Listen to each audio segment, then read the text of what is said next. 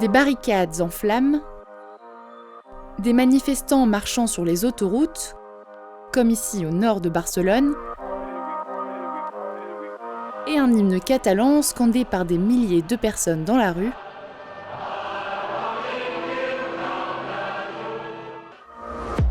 En octobre 2019, des manifestations impressionnantes ont repris en Catalogne.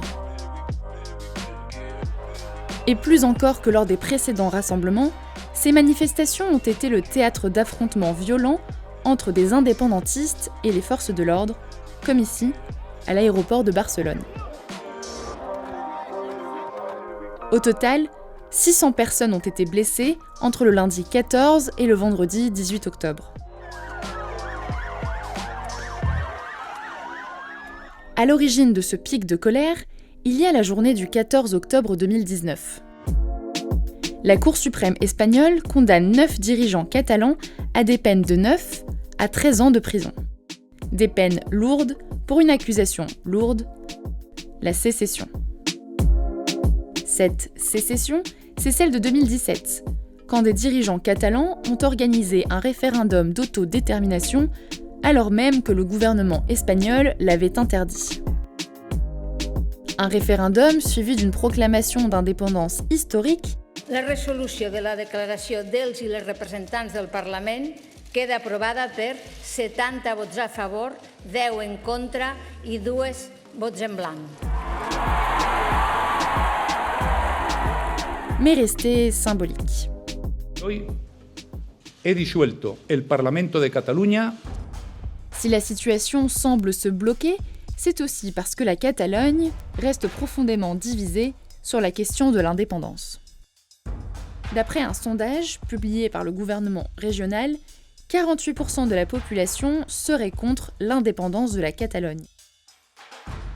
People that don't feel Spanish, and I think that is a very big mistake. Mais il y a aussi une scission au sein des indépendantistes sur les méthodes adoptées. Car à la tombée de la nuit, les manifestations changent de visage. Le pacifisme du jour laisse place à des rassemblements plus violents. Cette montée en puissance de la désobéissance civile est organisée par un mystérieux groupe anonyme. Tsunami démocratique. C'est via les réseaux sociaux qu'ils arrivent à mobiliser.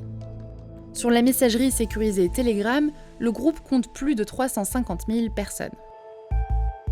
Pour bloquer l'aéroport de Barcelone, le 14 octobre 2019, Tsunami démocratique a envoyé aux manifestants ses faux billets d'avion pour leur permettre de pénétrer le lieu très sécurisé. Si ce groupe se veut non violent et pacifiste, ces manifestations tournent souvent à la confrontation avec les forces de l'ordre. Au point de pousser Quim Torra, président séparatiste catalan, à prendre la parole.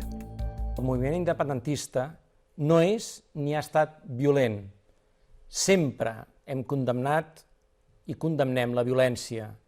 No es poden permetre els incidents que estem veient als carrers del nostre país.